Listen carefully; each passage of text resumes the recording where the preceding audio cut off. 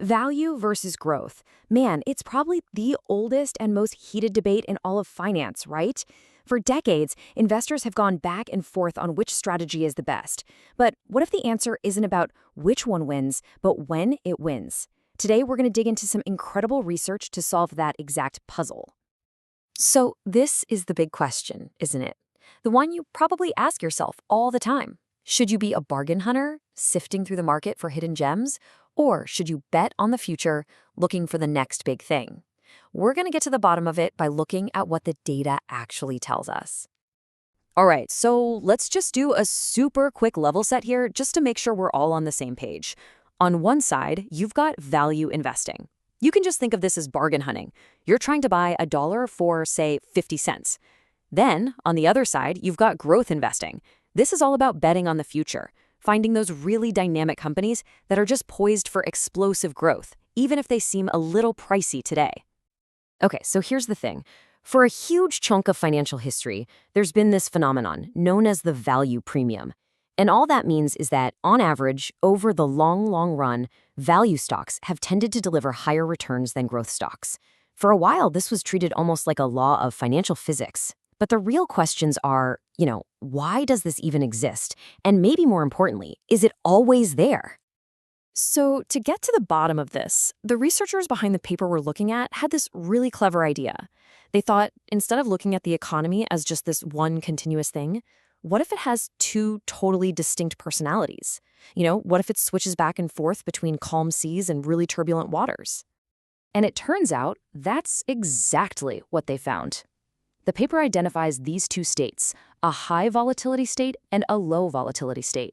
And honestly, the best way to think about it is like your car having two different driving modes. The low volatility state, that's smooth highway cruising. Everything's good, the economy is expanding, things feel predictable. But that high volatility state, whoa, that's like suddenly going onto a bumpy off-road track. It's turbulent, it's uncertain, and it very often overlaps with recessions. So you're probably wondering, how on earth did they know which driving mode the economy was in at any given moment? Well, they used this pretty sophisticated tool called a Markov switching model. Now, you don't need to worry about the math, but the concept is brilliant. Just think of it like an economic weather forecaster that's constantly looking at all the market data to figure out, hey, are we in calm, sunny conditions, or are we heading into a big storm? Okay, this is where it gets really interesting. Because the secret to why the value premium seems to come and go, it isn't really about the stocks themselves. It's all about how they react when that economic weather suddenly changes. Here is the absolute heart of their discovery. When the economy flips into that turbulent, high volatility state, value stocks suddenly become extremely sensitive to bad news. So to put it simply, when the economic forecast starts to look really grim, it's the value stocks that feel that chill way more intensely than anybody else. And you can actually see this play out in the data. Let's take something that signals fear in the economy, like the default spread. Now, when that spread gets wider, it basically means the market is getting more scared that companies might go bankrupt. And during those turbulent times, value stocks react with super high sensitivity. Growth stocks? Well, they react too, but it's much more moderate. Okay, so we know value stocks get jumpy when things look bad, but here's the crazy part. What does that actually do to your returns as an investor? Well, the answer is kind of mind-blowing. The numbers you're about to see are pretty wild. First up, let's look at growth stocks. When the economy is in that chaotic, high volatility mode, their expected return for the next year, it's actually negative, a loss of almost 1.2%. Ouch. But what about value stocks?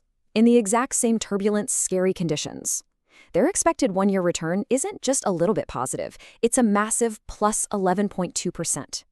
The gap between the two is just staggering. This is the whole shebang right here. All right, let's put this all together and look at it visually, because this is where it all clicks. Look at that bar on the left. That represents those turbulent, high volatility times. See that enormous gap between value and growth? That is where the entire value premium comes from. It's not some slow, steady drip. It's a geyser that erupts only during economic chaos. Now look at the bar on the right, the calm, low volatility state. See that? The returns are almost identical. The premium just vanishes. So this seems like the solution, right? This feels like the key.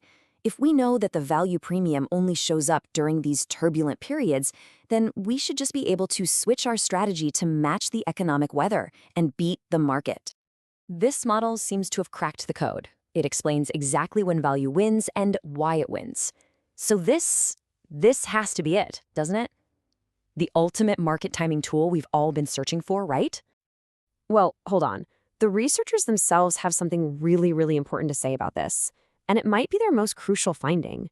When it comes to using this model to try and predict the future, they conclude that its out-of-sample predictability is, and I'm quoting them directly here, close to non-existent. So what in the world does out-of-sample mean? It's basically the ultimate stress test for any financial model. It asks, can this thing predict what's going to happen using data it has never, ever seen before? And in this case, the model is a brilliant historian. It can explain the past with incredible accuracy. But when you ask it to be a fortune teller and predict the future, all of that power just evaporates. Okay, so let's tie this all together with the key takeaways. First, we learned the value premium is not this constant thing. It totally depends on what the economy is doing. Second, that economy kind of has two personalities, calm and turbulent. Third, it is precisely in those scary, turbulent times that value stocks, even though they're more sensitive to bad news, generate almost all of their historical outperformance. And finally, and this is the big one, while this model is a fantastic explanation of the past, it is not a reliable crystal ball for timing the market in the future. And that leaves us with this one last big question to chew on. This research really shows that the value premium is the reward you get for holding on during the riskiest, most uncertain times. So if value stocks are fundamentally riskier precisely when it hurts the most to take a loss, does that extra risk fully explain the incredible reward they've delivered to patient investors over the long haul? It's a question that gets right to the very heart of what risk and reward really mean.